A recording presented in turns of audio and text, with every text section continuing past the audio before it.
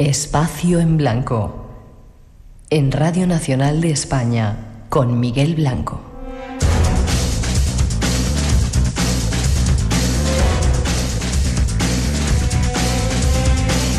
Las 3:06, 2:06 en las Islas Canarias. Nos queda todavía una hora para seguir de viaje. Los saludos a los que escucháis a lo largo de la semana descargándonos en el podcast, haciéndonos uno de los programas más descargados de toda la radio, como decía Marina desde Australia, que se los ha escuchado los 700 y pico programas que tenemos, ¿no? Sí, puede ser, seguro. Nada, en 4 te has metido un empacho de Espacio en Blanco. Yo me quedé sin programas en agosto. Sí, o sea, necesitas más.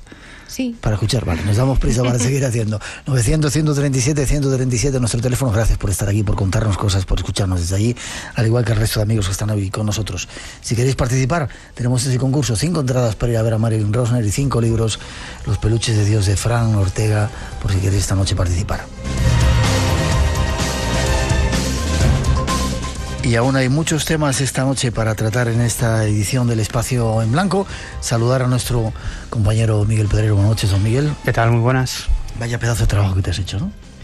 Pues sí, este mes la portada de la revista Año Cero, que ya está en la calle, y que el título del tema de portada es precisamente Contactos extraterrestres en la Biblia, un amplio informe sobre aquellos pasajes del Antiguo Testamento y también del Nuevo Testamento que aluden a la presencia de supuestos seres extraterrestres y objetos voladores.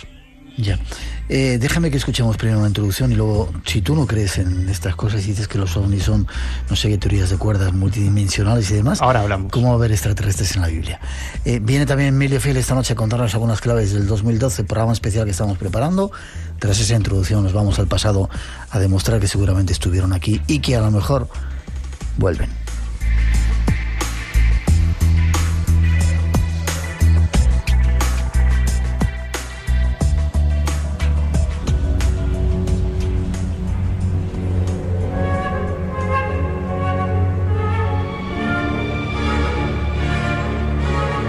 Los textos sagrados antiguos están plagados de referencias a supuestas visitas de entidades celestiales que acompañaron a nuestros ancestros a través de su vida. Si existe un libro perteneciente al Antiguo Testamento en el cual la presencia de objetos voladores es constante, ese es el Éxodo, que narra la huida de Egipto del pueblo hebreo y su búsqueda de la tierra prometida. El mismísimo Dios, Yahvé, eligió a Moisés para llevar a cabo tal cometido. Este mantenía permanente contacto con Dios, que avanzaba delante del pueblo elegido abriendo el camino.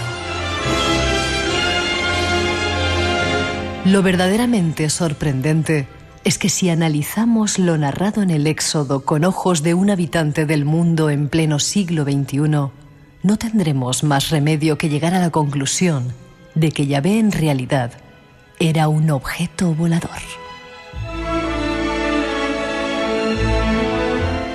¿Y si los dioses y ángeles descritos en la Biblia fuesen las mismas entidades que hoy se presentan como seres extraterrestres?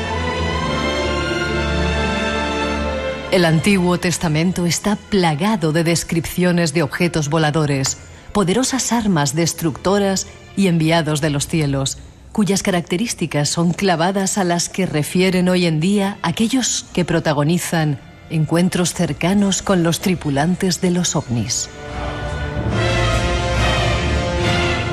Tratemos de buscar más respuestas en el libro sagrado. Pues ahí está esa introducción de ese trabajo que presenta nuestro compañero Miguel Pedrero. ¿Tú que no crees en que cuando hacemos los temas le das 1000 vueltas a estas historias?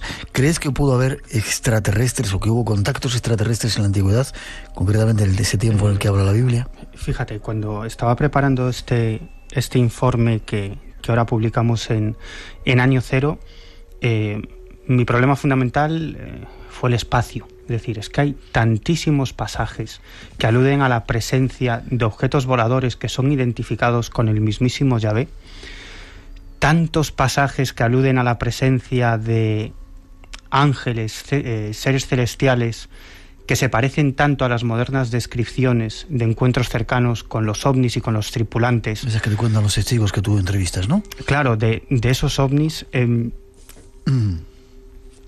Si miramos, eso es lo que decíais en la introducción, si miramos estos pasajes bíblicos desde el punto de vista de un ciudadano del siglo XXI, pues hombre, interpretamos de manera textual, dejando de lado toda posible presencia metafórica, etcétera, etcétera, estamos hablando de sucesos muy relacionados con lo que hoy en día investigan los ufólogos, los investigadores del fenómeno ovni. ¿Por qué a mí no me sorprende que detrás de muchos de estos pasajes estuviera la presencia del fenómeno ovni? Porque actualmente todas las semanas me encuentro con casos y con testimonios que son muy similares a los que describe la Biblia, sobre todo en los casos de contacto, es decir, que determinados profetas bíblicos están en contacto con Yahvé y mantienen lo que se ha dado en llamar encuentros previa cita, ¿no?, con Yahvé, que es una nube de humo o una nube de fuego que desciende sobre una montaña. En esa introducción hemos dicho que sería un ovni, Yahvé, no sería... Mira, empezamos por los Elohim y sí, luego vamos a Yahvé. Vale, en la Biblia se habla mucho de unos seres llamados Elohim. ¿Quiénes son estos? Bueno, esto es algo tremendamente extraño. En teoría, el Antiguo Testamento, su finalidad principal es demostrar que existe un Dios único. Sin embargo, hay un gran enigma que ha traído de cabeza a teólogos y exégetas a lo largo de los siglos. Y es que Dios es nombrado unas 2.500 veces con el nombre de Elohim. En el Antiguo Testamento. En el Antiguo Testamento. Pero Elohim, que se suele traducir por Dios, en realidad, y eso lo sabe cualquier teólogo, no es una traducción correcta. Elohim vendría a significar los fuertes o los poderosos. Es decir, son varios, ¿no? Es un contrasentido, ¿no?, que un libro cuya finalidad es demostrar que existe un solo Dios, un Dios único, resulta que la palabra que se utiliza, el término que se utiliza para nombrar a Dios es un plural, los Elohim. De hecho, en el Génesis, el primer volumen del Antiguo Testamento, hay innumerables ejemplos de la pluralidad de estos Elohim, ¿no? Cuando dice, hagamos al hombre a nuestra imagen y semejanza. Hagamos nuestra imagen y semejanza. A lo mejor es una forma majestática de hablar. Sabes que el Papa y ciertos personajes de mucha hablan así. No, porque además los Elohim se presentan ante los seres humanos, ¿no? Y de hecho en el Antiguo Testamento hay muchos pasajes que refieren la presencia de los Elohim, que son seres de aspecto humanoide, de aspecto... ¿Cómo son? ¿Cómo son los Elohim? Pues muy parecidos a los modernos tripulantes de los ovnis, ¿no? Cascos y trajes, etcétera. Trajes relucientes, seres de aspecto humano, muy humanos, es decir, llegan a comer. ¿Sí? Sí, a comer e incluso a pelearse. Hay un pasaje fascinante que es la pelea de Jacob con un ángel, ¿no? La pelea termina cuando el ángel le propina un golpe en una de sus articulaciones. Jacob lo denomina varón y este ser se identifica como Elohim, ¿no? En el Génesis hay más ejemplos. Cuando dice: el hombre ha llegado a ser como uno de nosotros, conociendo el bien y el mal. Como uno de nosotros. Es decir, es un plural. ¿Qué vendría a ser Elohim? Pues serían los dioses o los enviados de los dioses. De hecho, la palabra más popular para referirse a Dios, que es Yahvé, en realidad es como se autodenomina Dios cuando lo ve Moisés por primera vez, ¿no? Yahvé, soy el que soy, o Yahvé, el que es. Esa es la traducción. Pero incluso más veces que Yahvé aparece la palabra Elohim. Muchas veces, ya te digo, es un tanto ambiguo, ¿no? Porque a veces se refiere a los enviados de Dios y a veces a los propios dioses. Dioses, por cierto, o hijos de los dioses, que llegan a cruzarse con las hijas de los hombres.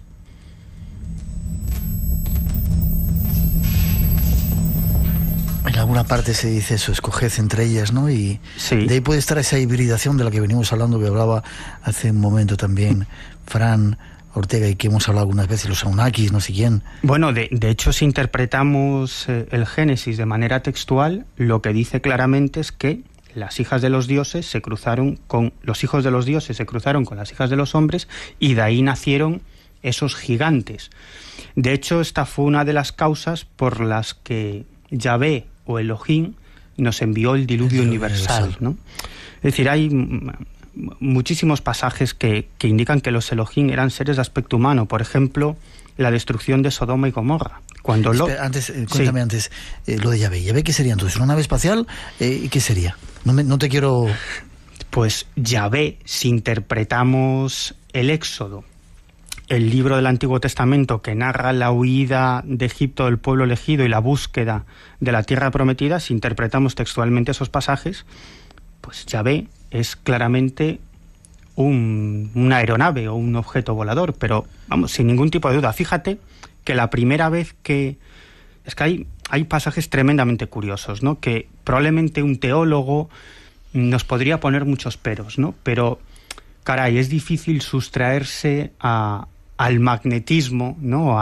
O a la fascinación que emanan esos pasajes, y que, bueno, ya te digo, que apuntan a una tecnología aeroespacial, por decirlo claramente, ¿no? Por ejemplo, Moisés estaba cuidando su rebaño cuando de pronto observa a Yahvé. Pero ¿cómo se presenta Yahvé ante él?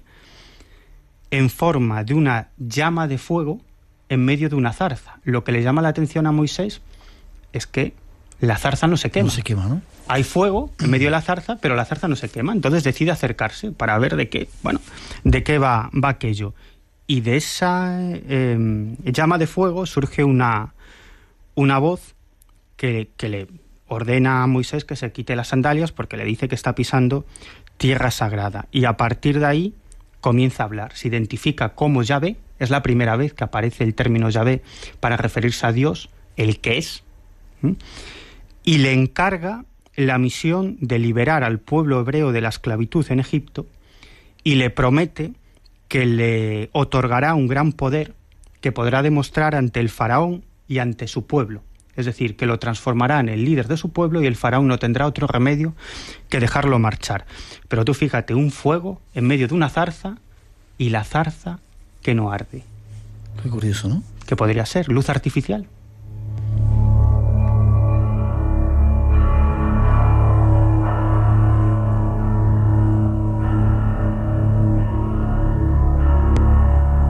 Eso es porque no se estaba en el monte Sinaí y has visto aquello. A lo mejor tenían electricidad. Bueno. Vale, Sodoma y Gomorra. ¿Qué ocurre ahí en Sodoma y Gomorra? La verdad es que cuando lees... Yo recuerdo haber leído la Biblia cuando estudiaba, ¿no? Y decías, qué cantidad de cosas tan... Primero lo vengativo que era ese Dios Yahvé. De repente se enfadaba y machacaba todo. Iba en contra de la gente que iba... los enemigos de su pueblo, ese pueblo elegido, colérico, era un Dios enormemente cruel y sangriento, sin ninguna duda. Me preguntabas por Sodoma y Gomorra, sí. Sodoma y Gomorra, bueno, es otro pasaje en el que esos enviados de Yahvé, o los Elohim, se presentan ante un ser humano, en este caso ante Lot, el primo de Abraham, que estaba sentado a la entrada de Sodoma, y de pronto se encuentra con dos seres celestiales. Los saluda y los invita a cenar a su casa. Los lleva a su morada, allí cenan, es decir, que se trataba de... Comen. Sí, seres de aspecto humano y que comen. Y entonces los hombres de Sodoma, los vecinos de Sodoma, rodean la casa de Lot y su familia porque pretenden abusar sexualmente de esos hombres de gran belleza, ¿no? Intentan tirar la puerta abajo, los ángeles dejan ciegos a los hombres que intentaban entrar a la fuerza en la casa de Lot y su familia, y recomiendan a este y a su gente que huyan, que se refugien, porque van a destruir Sodoma y otra ciudad, Gomorra, ¿no? Bueno, es un pasaje muy conocido, huyen, y Yahvé hace llover azufre y fuego desde los cielos y arrasa literalmente Sodoma y Gomorra. La mujer de Lot se da la vuelta en su ida, no hace caso a las indicaciones que le ofrecieron los ángeles, se convierte en estatua de sal, ¿no? Pero lo curioso es que, según el Antiguo Testamento, al día siguiente Lot se dirige al valle donde estaban emplazados Sodoma y Gomorra, y lo que observa es que no había nada, y dice que subía humo como si fuera un horno. Se han hecho bastantes investigaciones en el lugar, en el emplazamiento en el que se cree que estaban enclavados Sodoma y Gomorra. Cerca del Mar Muerto, en esa zona. Sí, y se encontraron una serie de cristales verdosos, que en realidad es una fusión silicia bajo tierra, que son una serie de materiales, de cristales, que también se han encontrado en muchas otras zonas donde se han realizado pruebas nucleares. Esto es muy curioso. Además, una serie de excavaciones demostraron que ese área quedó totalmente despoblada alrededor del siglo XXI a.C. y no fue habitada hasta muchísimos siglos después, ¿no? Es decir, podría haber sido una explosión nuclear la que acabó con esas sociedades. De eso se ha hablado mucho, ¿no? Que es lo que destruyó Sodoma y Gomorra. Bueno. 3 y 22, 2 y 22 en las Islas Canarias. 900-137 nuestro teléfono. Por si queréis intervenir en ese concurso, tenemos que hacer una misma pausa. Les sanglots longs. Primer missatge que els vaig enviar sobre l'atac de Normandia. Posiblemente estamos hablando del espía o del agente doble más importante de toda la Segunda Guerra Mundial. Esta semana en Documentos, Garbo, el espía que engañó a los nazis. La persona que se escondía detrás de Garbo pues era Juan Pujol García. Documentos, Radio Nacional de España. Consigue la doble condecoración por la parte del bando alemán primero y después por la parte de las fuerzas aliadas. Los sábados a las 3 de la tarde en Radio Nacional. Si te gusta el misterio,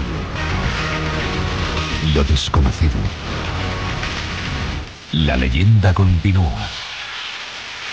Espacio en Blanco. En Radio Nacional. Con Miguel Blanco.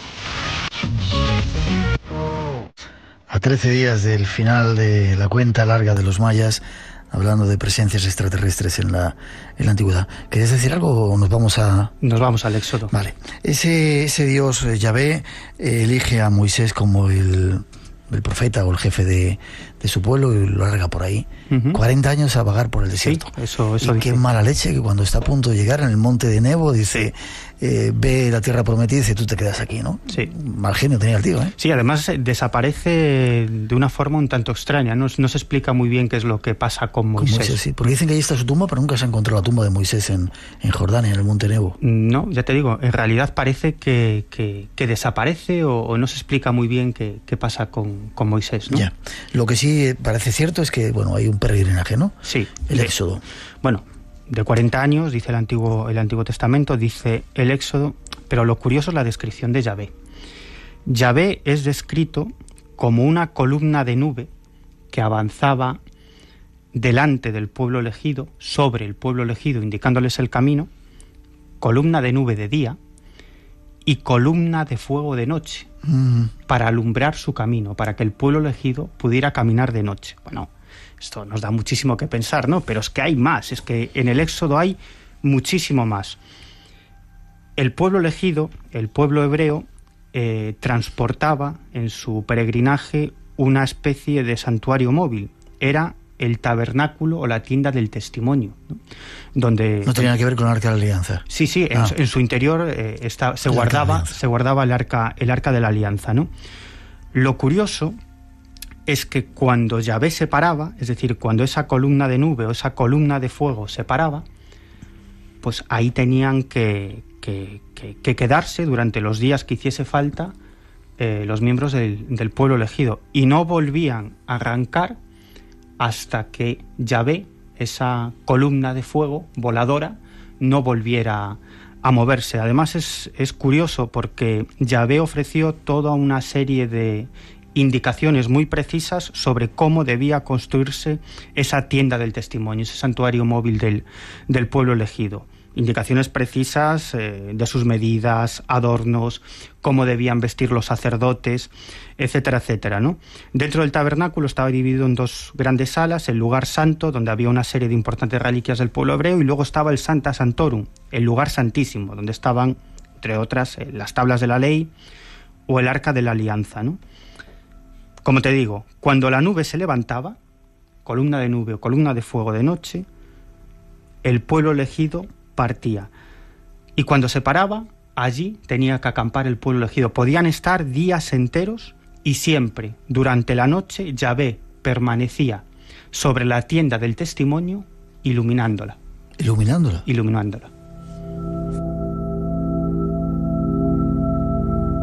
Otro capítulo que llamaba la atención en ese trayecto era el maná, ¿no? Ese alimento que teóricamente Yahvé prometió que le iba a dar al pueblo. Sí, Yahvé ofrecía, o podríamos decir de forma un tanto tosca, lanzaba, ¿no? O dejaba caer el maná, ese alimento gracias al cual pudo sobrevivir el pueblo de Israel. Durante 40 años. Durante 40 años, según el Éxodo, ¿no?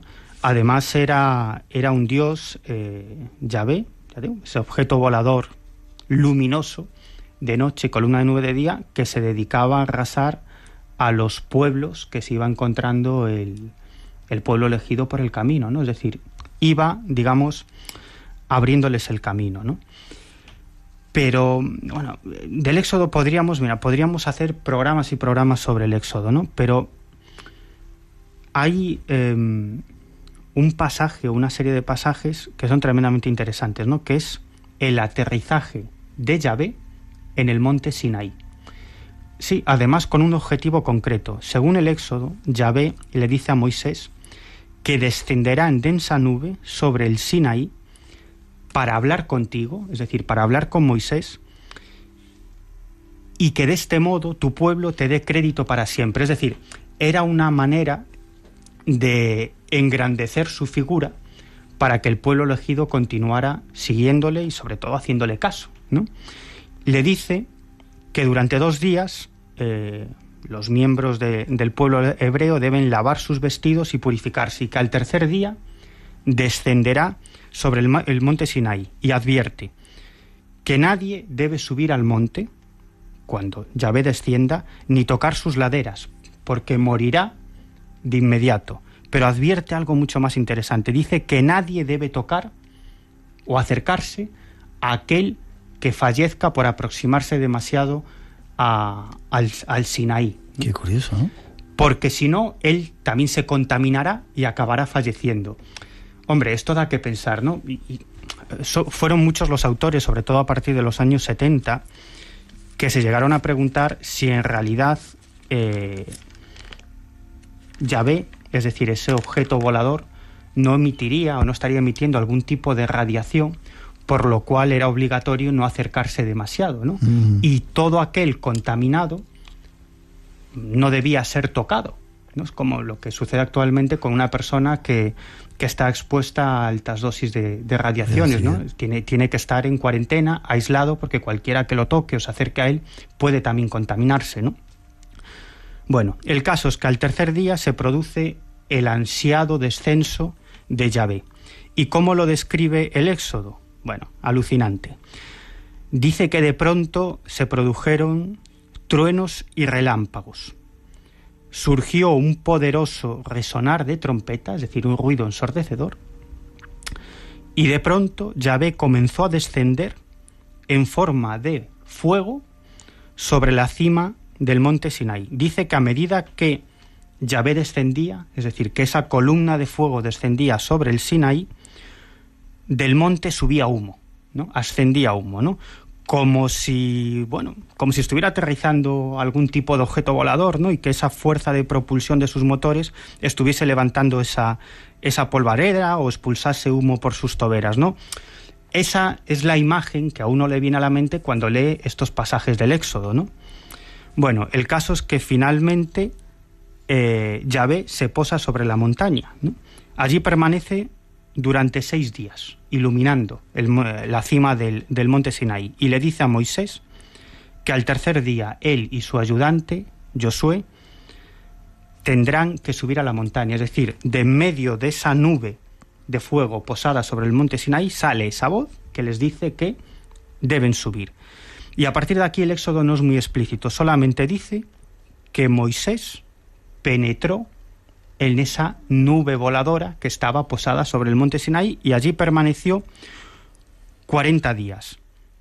Y fíjate qué curioso, dentro de Yahvé, alguien le muestra, o el mismísimo Yahvé, no es muy explícito en este punto del Éxodo, una serie de planos sobre cómo debía construir el tabernáculo, la tienda del testimonio. Le da una serie de normas de obligatorio cumplimiento para el pueblo hebreo y otra serie de leyes y obligaciones que deben cumplir los miembros del pueblo hebreo. Tras 40 días, Moisés desciende de la cima del monte Sinaí y llama la atención a toda su gente que sus manos y sus caras tenían un color diferente, estaban como radiantes. Me pregunto, ¿quemaduras?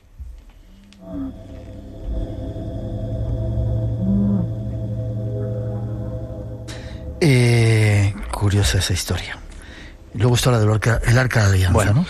el arca de la alianza, como te decía, el arca de la alianza estaba en el Sancta Sanctorum, que era el lugar santísimo, el lugar más sagrado de la tienda del testimonio. El arca en realidad funcionaba a modo de transmisor, porque era a través del arca como Moisés se comunicaba con Yahvé, con ese objeto volador luminoso. Y además... ¿Una especie de teléfono móvil? Bueno, sí, una especie de transmisor. Además, Moisés se comunicaba desde un lugar concreto, es decir, hablaba con Yahvé y Yahvé se comunicaba con Moisés desde un lugar situado en el propiciatorio entre unos querubines. Es decir, hablaba con Yahvé desde un lugar muy concreto del Arca de la Alianza. El Arca de la Alianza estaba dotado de una serie de extraños poderes, ¿no? Y de hecho Yahvé le dio toda una serie de instrucciones a Moisés sobre cómo debía manejar ese, podríamos llamar entre comillas, artilugio, ¿no? Yahvé advierte que nadie debe acercarse al Arca de la Alianza y que solamente pueden hacerlo los sacerdotes siempre y cuando vayan ataviados con las vestimentas pertinentes. Vestimentas que Yahvé indica pormenorizadamente cómo deben realizarse y cómo deben estar constituidas. Es curioso porque los elementos fundamentales de esas vestiduras son una serie de metales en determinadas partes del cuerpo que actuarían a modo de aislantes. ¿Plomo o algo así llevaban? Sí, delantales de plomo. Sí, plomo, oro, es decir, toda una serie de materiales que quizás, me pregunto yo, si podrían servir de algún modo como aislantes, ¿no? Además, de vez en cuando el Arca de la Alianza salía como una especie de vapor, ¿no? Vapor extraño. Y también echaba o emitía chispazos, ¿no? De hecho, se comenta en un pasaje que dos hijos de Aarón acceden al interior del Sancta Sanctorum y acaban falleciendo por aproximarse demasiado al Arca de la Alianza, ¿no? Y hay muchísimos más pasajes sobre el Arca tremendamente curiosos. Por ejemplo, cuando desaparece Moisés antes de desaparecer le deja a Josué, su sucesor, una serie de explicaciones de cómo manejar ese artilugio, ¿no? Y Josué utiliza el Arca de la Alianza para acabar con sus enemigos, ¿no?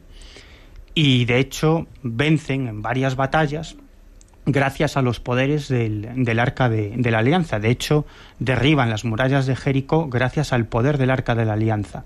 ¿No era con las trompetas? Bueno, pero gracias al Arca de la Alianza. Y es curioso porque se cuenta en el Éxodo que Josué le decía a sus militares que tenían que caminar unos 2000 codos por detrás del Arca de la Alianza, porque si se acercaban demasiado acababan falleciendo de unas extrañas enfermedades. Pero hubo en la batalla contra los filisteos, que perdieron, y los filisteos se hicieron con el Arca de la Alianza. Pero hete aquí que los filisteos comenzaron a fallecer de una serie de extrañas enfermedades y decidieron devolver el Arca de la Alianza. Y la devolvieron. ¿Y era una enfermedad parecida a la lepra, quizá? Sí, eso es lo que se describe. Una enfermedad muy extraña como la lepra, en la que, bueno, pues todos aquellos que se acercaban o habían estado en contacto con el Arca de la Alianza acababan falleciendo, con lo cual acabaron devolviendo el Arca de la Alianza, pero antes de que llegaran los sacerdotes del pueblo hebreo ataviados con esos ropajes especiales para hacerse cargo del arca, se acercaron muchas otras personas, ¿no? Y el Antiguo Testamento relata que más de 70 personas murieron por acercarse demasiado al arca antes de que llegaran los especialistas, es decir, los sacerdotes ataviados con los ropajes especiales. Conéctate con nosotros. El universo del misterio te espera. Espacio en Blanco, en Radio Nacional, con Miguel Blanco. Entra en nuestra web. Un Arca de la Alianza que mucha gente ha buscado, que se sigue buscando, y que, ¿tú crees que han conseguido ya los israelitas que dicen que ya lo tienen todo preparado? Que posiblemente se encontró en esos túneles que han abierto en el Muro de las Lamentaciones. Bueno, yo lo dudo. ¿Lo dudas? Sí. Ya tenías que ver cómo son los túneles, en Jerusalén, increíble, ahí han podido sacar. Bueno, está claro que si alguien puede encontrar el Arca de la Alianza... Son ellos, ¿no? Son ellos, eso no hay ninguna duda. Algunos autores que dicen, algunos estudiosos que dicen que ya la tienen y que quizás esté preparando esa tercera venida de Jesucristo, o segunda venida de Jesucristo. Ese es otro tema, Vale, preguntan los oyentes. Elías viajó también en un carro de fuego, sí. Jonás en el vientre de una ballena. Es una nave acuática, ¿no? Qué curiosos viajes los que se hicieron algunos de estos profetas, ¿no? Por ahí. No he dicho la hora, 3:37, 2:37 en las Islas Canarias. Seguimos en directo aquí en Radio Nacional. Bueno, pues hablaba este oyente de Elías, ¿no? Bueno, lo que cuenta el Antiguo Testamento es que caminaban Elías y Eliseo, y de pronto apareció un carro de fuego volador que, vamos, literalmente abdujo a Elías mediante un torbellino que lo succionó hacia el carro de fuego, y así desapareció el profeta Elías. Pero incluso más interesante, porque se dan más detalles, es la experiencia o el avistamiento del profeta Ezequiel. Es tremendamente curioso y tremendamente complejo, ¿no? Además da las medidas de lo que vio, ¿no? Sí, da toda una serie de detalles. Descripciones completas. Sí, concretos no, detalles concretos no, concretísimos, ¿no? Bueno, dice que caminaba Ezequiel cuando de pronto observó un remolino de fuego que volaba, y en su centro algo, y esto es textual, que brillaba como bronce en ignición. Bueno, es decir, uno puede interpretar que en realidad lo que estaba observando era un objeto volador de aspecto metálico que irradiaba o emitía luz, ¿no? Esa es la descripción, ¿no? Un remolino de fuego que volaba y en su centro, pues, un bronce brillante. Bueno, el caso es que incluso llega a describir que este objeto volador disponía de 4 patas idénticas, y dice el libro de Ezequiel que se movían al unísono, se movían junto a la nave. Esto es algo que les llamaba tremendamente la atención, ¿no? Porque estaba acostumbrado a ver 4 patas en algo que se movía, en animales, por ejemplo, ¿no? Y las patas no se movían, esas patas rígidas no se movían junto a ese animal, ¿no? Por lo tanto, eso le llamaba muchísimo la atención, ¿no? Hombre, nosotros ¿qué podemos interpretar? Pues que todo parece indicar que podría tratarse del tren de aterrizaje de un objeto volador, ¿no?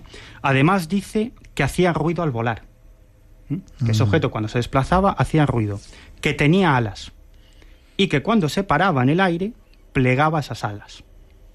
Cuando lo tuvo suficientemente cerca, observó que en la parte superior de ese objeto volador había lo que describe el libro de Ezequiel como una piedra de zafiro a modo de trono, es decir, como si hubiera algún tipo de cúpula superior, y en su interior divisa a un ser, ¿no? A un ser que describe de la siguiente manera: de cintura para arriba, dice que era de un fulgor como de metal reluciente, y de cintura para abajo un resplandor como de fuego. Y yo me pregunto, bueno, ¿estaría viendo en la cúpula algún tipo de ser humano? Y además esta descripción, tanto la descripción del objeto como la descripción de ese ser en su interior, me recuerda a muchos casos de encuentros cercanos con ovnis que me han relatado los propios protagonistas, ¿no?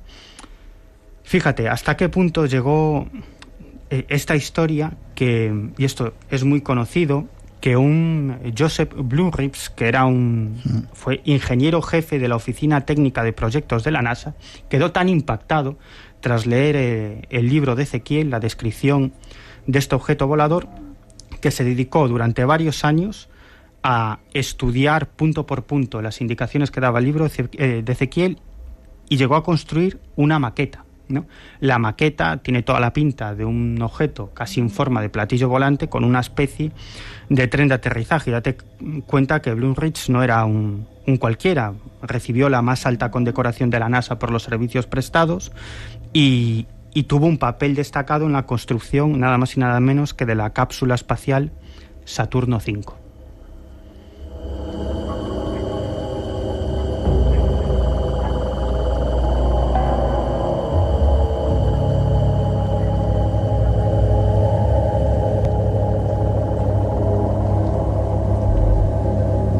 Dime una cosa, Miguel, Sí. ¿Hasta qué punto pueden ser fiables esas cosas que cuenta la Biblia? Porque se ha dicho, bueno, que de todo, ¿no? Que pueden ser metáforas, que son leyendas. ¿Está transcribiendo una realidad? Es decir, ¿podemos creer que realmente estos son pruebas de que han estado aquí? No, claro, obviamente no constituyen ninguna prueba definitiva, porque date cuenta que muchos de los libros del Antiguo Testamento y del Nuevo Testamento se escribieron mucho después de que sucedieran esos hechos. Quizás, tiendo a pensar, bueno, el Antiguo Testamento y el Nuevo está compuesto por muchos libros, ¿no? Es muy complicado entrar ahí y tendríamos que concretar, pero en realidad yo tiendo a pensar que son relatos que se llegaron a transmitir oralmente y que finalmente fueron recogidos en forma de textos. Obviamente, en todo ese proceso pudo haber todo tipo de deformaciones, ¿no? Yeah.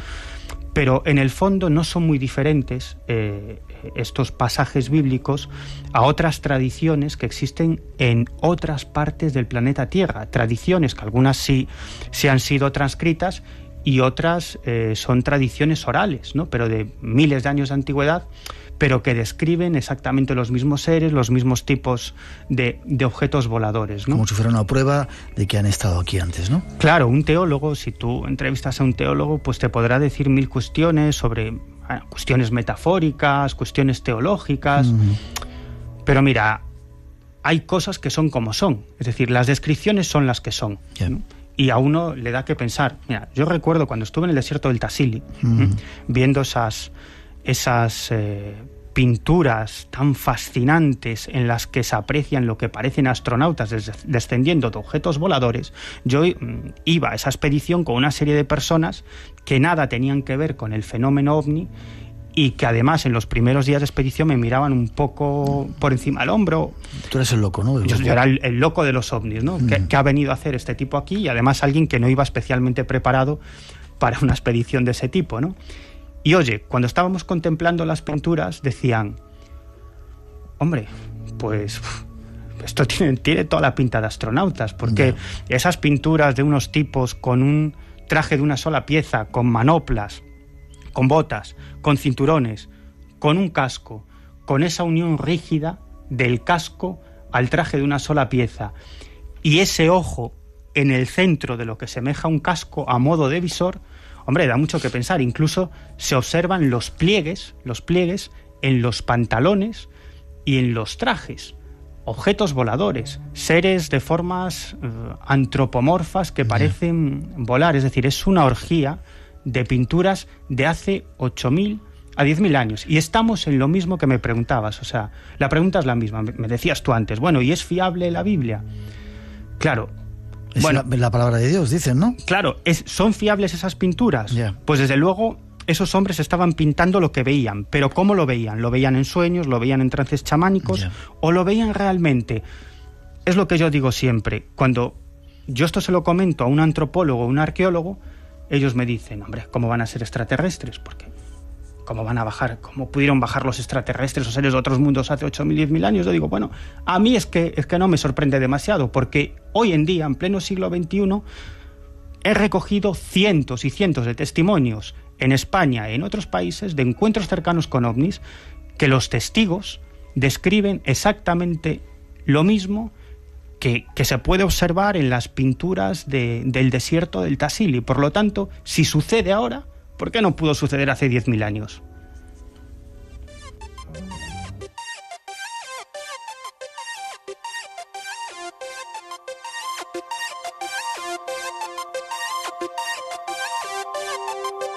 Lo bueno es que muchas de esas tradiciones, esos dioses prometieron volver y algunos los están esperando, ¿no? Bueno, yo creo que ya están aquí desde hace mucho tiempo. Es más, yo creo que nunca se han ido. ¿Ah, sí? Sí, claro. Es el fenómeno ovni, son otro tipo de fenómenos, son los dioses, son los íncubos, son los súcubos, son las brujas voladoras, es decir, en todas las culturas, en todos los lugares del mundo hay tradiciones y descripciones. Y hoy en día el fenómeno ovni es un fenómeno absolutamente universal, que sucede en un pueblo de Lugo, en un pueblo de La Coruña, en un pueblo de Sudáfrica o en un pueblo de Australia. Son los mismos casos, los mismos sucesos, es un fenómeno absolutamente universal y masivo. Quizá nos estén preparando para algo. Gracias, Miguel. ¿Forma de contacto?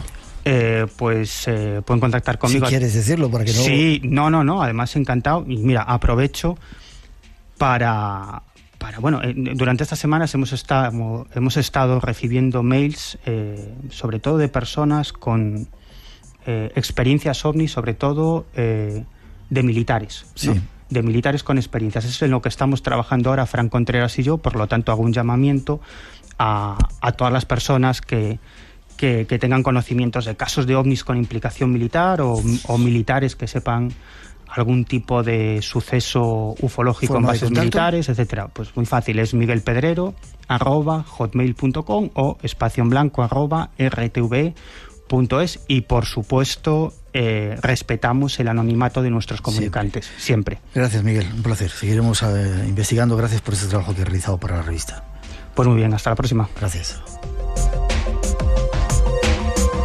13:47, a muy poco, 13 días exactamente, 2:47 de las Islas Canarias, perdón, a pocos días, 13 días de ese fenómeno, de esa fecha, hay mucho que contaros. Emilio Fiel Millo se adelanta para darnos algunos datos.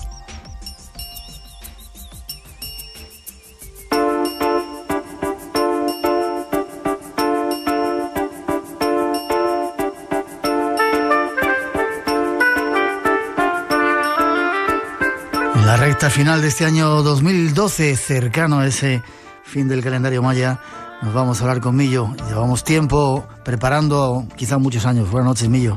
Buenas noches, encantado. Saludos a todos los que estáis escuchando. ¿Cómo estás?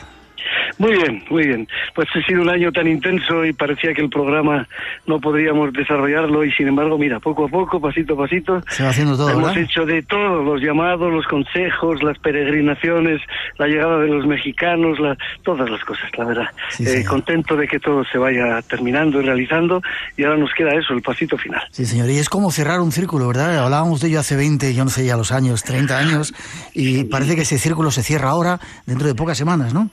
Claro, yo en realidad salí de Arcoíris el año 87, después de 10, 12 años de estar ahí en medio y otra media docena haciendo trabajos, y ahora han pasado 25 años, los hemos celebrado, como recuerdas, sí. Estabas allí, este año en Alcover, Tarragona, en las viejas instalaciones y los castillos que construimos en Arcoíris, 25 años después de haber salido. La verdad es que salí para el comienzo de esta etapa y sobre todo los 20 últimos, desde el año 92, que también hemos estado muy unidos nosotros. Bueno, pues ahora se cierra todo eso.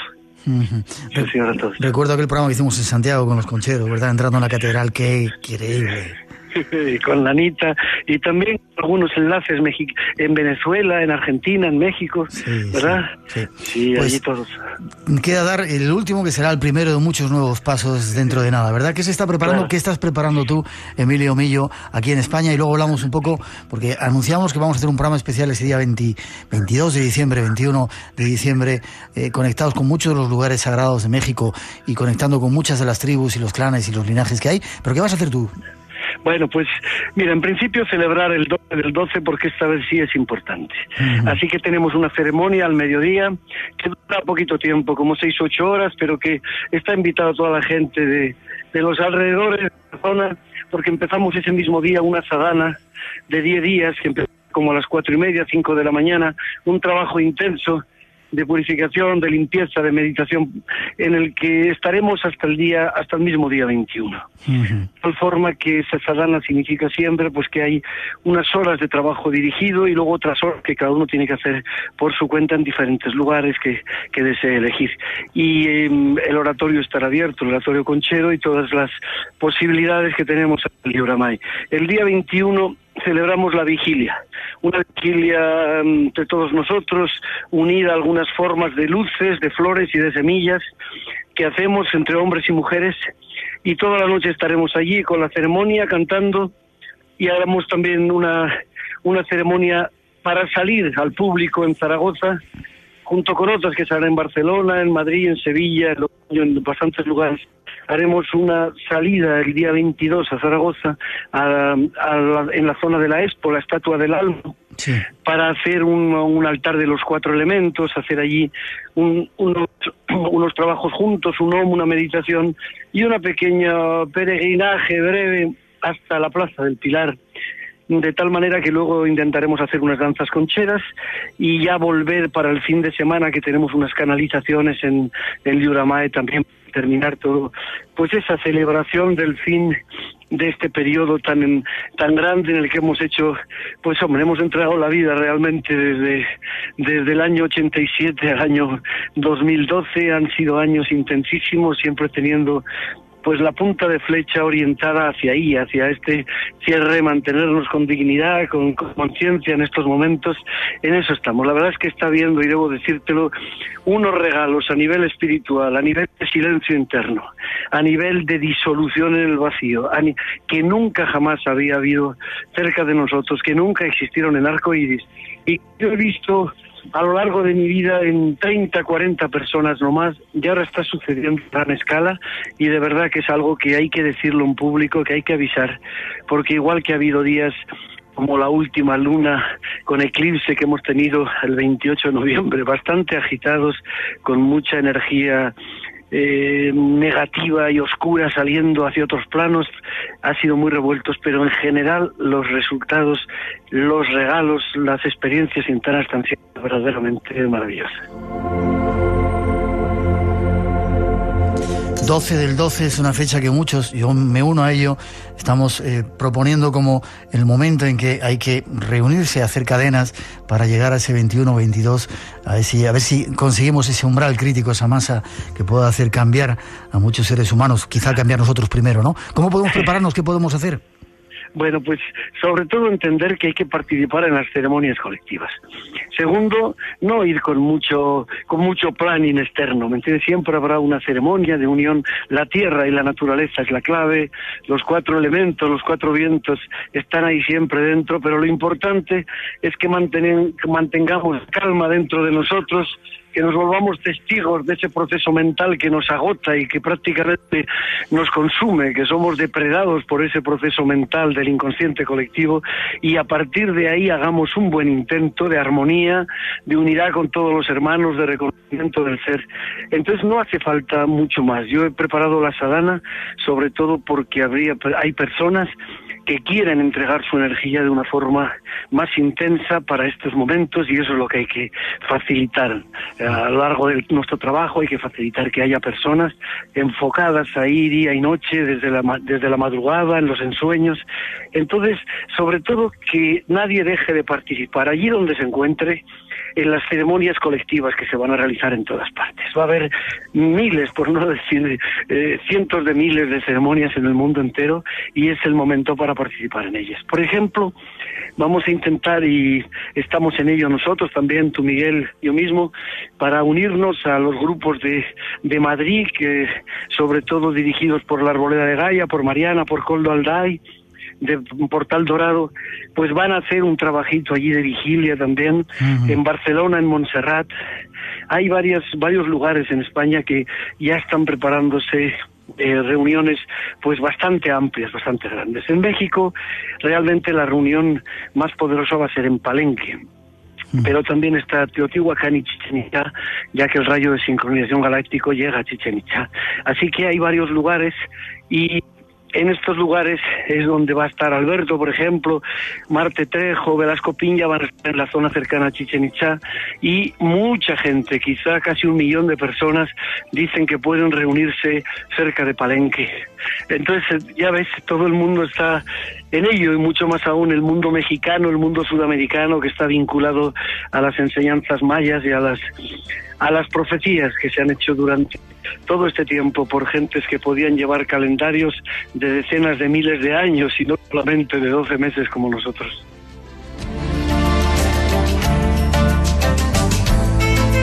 Es el momento de participar, de estar ahí, de ser protagonistas de esta historia que se lleva anunciando hace decenas, cientos, miles de años. Desde el día 12 del 12, Emilio Fiel Millo, hasta el 21, con toda esta serie de actividades. ¿Dónde se pueden informar nuestros oyentes, Millo, para lo que vosotros vais a hacer y conectarse a esas cadenas que estamos ya lanzando? Sí, no te he entendido muy bien la pregunta. ¿Dónde se pueden conectar de una información? Bueno, pues en el blog de Millo, elblogdemillo.com. www.elblogdemillo.com, que es donde están los avisos de esas ceremonias y de la sadhana que haremos durante esos 10 días antes de la ceremonia del 21. Liurama en Borja, Zaragoza, el día 21. El día 22 pasaremos la mañana y la tarde hasta volver otra vez a Liuramae para las canalizaciones de las que te he hablado en Zaragoza. Ahí están esas actividades. Seguiremos informando para estar reunidos ese día 22, claro en ese programa especial que vamos a hacer. Millo, fuerte abrazo, que sigamos. Siempre fraternal y siempre unidos. Igual te digo, ahora dándote... Ahora son momentos. Yo creo que ya después de eso nos jubilan, nos darán una pensión buena, ¿eh? Yo creo que nos la vamos mereciendo. Sí. Fuerte abrazo. Un abrazo muy fuerte, Miguel, y un abrazo a Natalia también. Hasta pronto.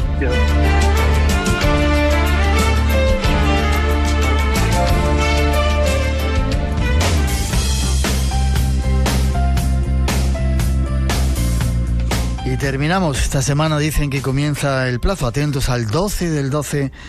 Buscar las claves por ahí. Compartir esperanzas es una de ellas. Hay algunas en internet y, como decía Millo, es el momento de agruparnos y buscar esperanzas. Dicen que si somos muchos se podrá lograr ese umbral crítico. Así que apuntaros a ello. Las gracias a todos los que vinieron a vernos. Marina, ¿cómo ha sido la experiencia de estar aquí? Espléndida. Sí. Nos descubrió en Australia, nos está escuchando, se vuelve a Australia. Gracias, feliz año, que sigas eso, que estemos conectados a través del Espacio en Blanco, y ha sido un placer. Y igual a todos los que habéis venido a vernos, gracias. Teníamos un concurso y estos son los ganadores. Las 5 entradas para ir a ver mañana a Marilyn Rosner, son para Yanni Boinov, Juan Antonio Natera, Josefa Vázquez, Víctor Cáceres y Sandra López. Nosotros vamos a enviar vuestros nombres a la organizadora. Simplemente vais allí, preguntáis por ella en la puerta, dais vuestro nombre y podéis entrar a ver ese personaje. Ya veréis qué increíble. Y los 5 libros que teníamos de Los peluches de Dios, La disolución del ego, de Fran Ortega, son para David Eliche Pancorbo, del FEIS, Sebastián Porto Varela, de Lugo, Armando López, de Madrid, Inmaculada Tirador, de Oviedo, y Mari Carmen Estevez, de Valencia. Poneros en contacto con nosotros y nos dais la dirección y os enviamos ese premio.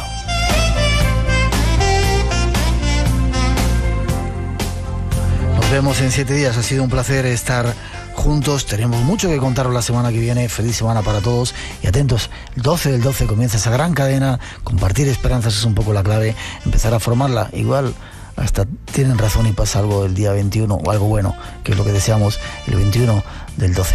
Ha sido un placer, nos vemos aquí en 7 días. Cuidaros.